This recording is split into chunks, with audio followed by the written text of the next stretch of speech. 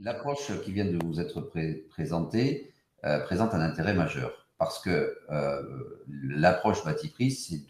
en fait de faire un cadre comme son nom l'indique pour bâtir un prix. Et ce que parfois on peut avoir des difficultés à comprendre, non seulement ce qui est proposé évidemment dans un devis, qui renvoie éventuellement pour la définition du besoin une certaine forme d'imprécision, c'est-à-dire qu'on peut avoir des trous dans la raquette sur un certain nombre de choses dans l'expression du besoin. Vous savez que c'est un exercice difficile, la définition préalable du besoin, et que donc de temps en temps, on a des imprécisions dans la définition du besoin, soyons francs tous. Et de la même manière, côté entreprise, n'importe quel prestataire peut avoir aussi un certain flou, volontaire ou pas, dans la réponse aux besoins. Et comme cela vient d'être rappelé, un contrat qui limite le risque contentieux, au niveau de la passation comme au niveau de l'exécution, c'est un contrat qui repose sur des bases communes totalement partagées. Plus il y a des incompréhensions, plus il y a des incertitudes, moins on a de sécurité et technique et juridique. Il faut absolument, pour tout litige, de toute façon, essayer de lever les malentendus. Et très souvent, les cahiers des charges peuvent être un peu insuffisants. Les réponses aux cahiers des charges sont elles-mêmes insuffisantes. Et en fait, on est sur deux malentendus, chacun ne comprenant pas la même chose par rapport aux différentes attentes. Donc, il faut acter les besoins et les attentes, mais de chaque côté. Et la méthodologie de type bâti prix, bâti prix au cas particulier, puisqu'on en parle ici, c'est le sujet, c'est justement d'aider acheteurs et opérateurs à avoir un cadre commun de référence pour bâtir ce prix, et puis pour après, évidemment, y répondre. Donc, c'est ça qui est intéressant dans ce type de dispositif-là, et dans cette méthodologie, c'est l'apport que déjà il peut avoir sur les éléments constitutifs d'un prix pour se mettre d'accord sur l'approche de l'analyse qu'on peut faire d'un prix, de quelque devis que ce soit par rapport à quelque demande que ce soit, parce qu'on va parler, je l'espère pour vous en tout cas, en langage commun sur ce qui est souhaité, le besoin, les attentes par rapport à ce besoin et ce qui est proposé, la capacité à répondre intégralement à ce besoin et les éléments constitutifs du prix pour se mettre d'accord sur ce dont on a besoin, pour quel prix, pour quelle qualité et avec quel type d'engagement. Du coup, une méthodologie comme celle de bâti prix limite, à mon sens, le risque contentieux pour la passation, puisque du coup, on va se mettre d'accord sur une attribution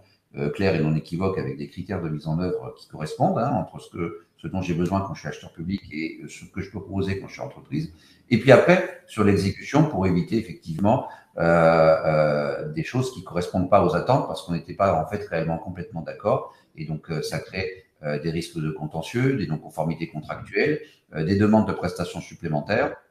avec, vous le savez tous, l'interdiction des OS à zéro pour des prestations supplémentaires. Le problème des OS, l'interdiction des OS à zéro en marché de travaux, c'est que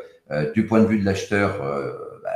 l'acheteur peut dire mais ça c'est forcément inclus dans le prix, et du point de vue de l'opérateur, il va vous dire non, c'est pas inclus dans le prix. Donc si vous n'avez pas une méthodologie commune pour savoir ce qu'il y a dans le prix, il est clair qu'on peut discuter assez longtemps sur le fait que l'OS est illégitime s'il est à zéro. Au contraire, il est légitime parce qu'en réalité, on peut penser que c'était dans le prix. Donc, lever les malentendus, c'est indispensable et il faut trouver une méthodologie. Soit vous arrivez à vous parler, mais ça peut durer un certain temps, parce que s'il faut reprendre individuellement tous les postes de chacun des prix, ça peut durer vraiment un temps certain même. À l'inverse, avec une approche méthodologique commune et partagée, ça peut quand même conduire à lever le plus rapidement possible les malentendus sur le périmètre des prestations et le coût qui correspond. Et c'est ça la vertu que peut avoir une méthodologie de type bâti prix. Ça fait déjà tomber un petit peu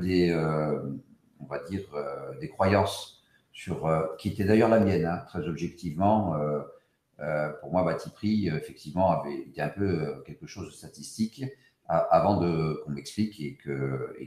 je comprenne justement le sujet.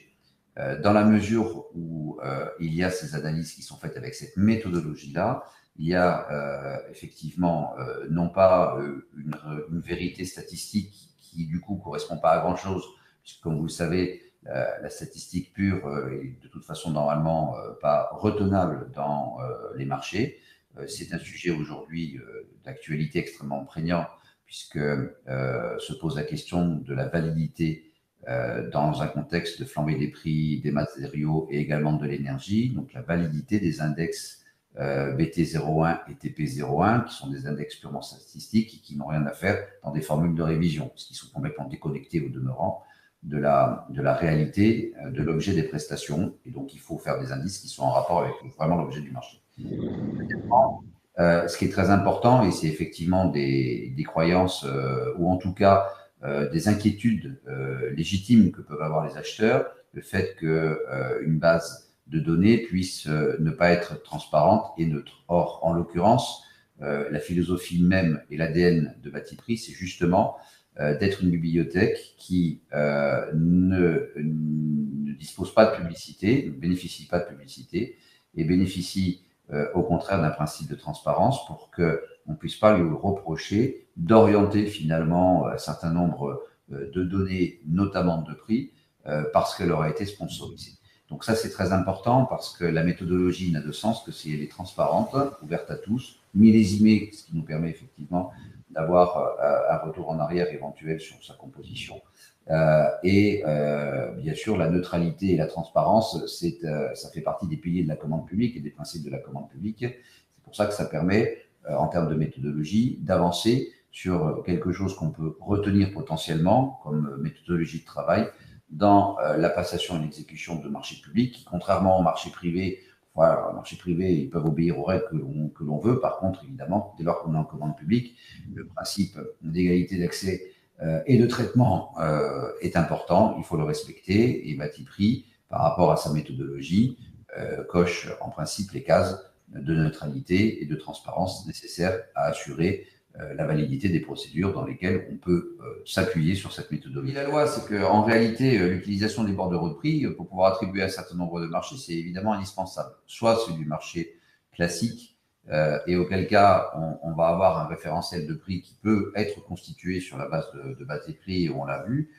soit, et c'est un peu plus là que ça devient compliqué pour les acheteurs, on est sur des accords cadres à bon de commande avec toute une liste de bordereaux de prix qui vont devenir, qui vont se contractualiser pour un certain temps. Et donc effectivement, la question c'est de savoir est-ce qu'on peut utiliser Batiprix pour bâtir le bordereau de prix? Écoutez, rien ne l'interdit, hein, évidemment, puisque c'est une méthodologie qui peut être retenue pour déterminer la structuration des prix et faire des références à des numéros de prix, des catégories de prix, sur quelque chose qui est une méthodologie commune que l'on peut parfaitement imposer dans le cadre de réponse. Il n'y a pas de difficulté. Après, les entreprises, elles se l'approprient, elles peuvent le faire en utilisant la base Batiprix ou le faire par elles-mêmes sur la base des codifications Batiprix qui sont utilisées par l'acheteur. Ça ne pose pas de difficulté sur le plan réglementaire. Sur le plan réglementaire, il y a une neutralité absolue de l'utilisation de méthodologie. Ça ne nécessite pas des efforts considérables pour des entreprises qui veulent répondre que de devoir elles-mêmes accéder à la base de Batiprix. Donc, c'est ce qu'on demande hein, dans le cadre de la commande publique, c'est qu'il appartient aux entreprises de faire les efforts raisonnables pour pouvoir donc répondre à un certain nombre de procédures. C'est des choses assez régulières et traditionnelles. De la même manière qu'on a imposé la dématérialisation à un moment donné, se poser la question de savoir si ça ne limitait pas la concurrence de dématérialiser par rapport aux entreprises qui n'avaient pas encore, ou ne voulaient plutôt pas mettre les moyens nécessaires pour répondre sur des plateformes dématérialisées. Tout le monde s'y est mis, il n'y a pas de difficulté. Donc, c'est véritablement un système qui est suffisamment ouvert et accessible et neutre dans sa définition pour qu'on puisse y faire référence, de mon point de vue, sans grande difficulté sur le plan juridique. La vocation, là encore, j'insiste, et c'est en ce sens que l'utilisation de cette méthodologie, comme vous pourriez en utiliser une autre, c'est cette capacité à pouvoir mobiliser le contenu des besoins et le contenu des réponses sur une méthodologie commune et partagée sur laquelle, évidemment, la concurrence doit passer à chaque appel d'offres, que ce soit sur un appel d'offres marché de travaux traditionnel ou que ce soit sur un appel d'offres, sur un accord 4 à bon de commande qui va servir pendant un certain nombre d'années pour comprendre et pour d'ailleurs évoluer. Parce que s'il va y avoir une discussion, c'est le cas aujourd'hui, autour des avenants sur les prix et les avenants sur la prise en compte de l'imprévision dans le cadre de la flambée des prix, on voit bien qu'une base comme Batiprix donne des éléments de réponse pour que justement on puisse considérer que qu'est-ce qui, dans un prix dont une entreprise peut demander éventuellement l'évolution dans le contexte actuel, peut être pris en compte et qui n'aurait pas été justement déjà pris en compte dans la structuration initiale si on est bien sur une méthodologie commune. Vous voyez que cette espèce de, finalement, ce fil de transparence que l'on a sur une méthodologie partagée, ça permet aussi d'améliorer les conditions d'analyse et des demandes de rémunération supplémentaires pouvant être faites, justifiées par les entreprises sur la base d'éléments partagés, comprises et éventuellement acceptées par les donneurs d'ordre côté acheteur.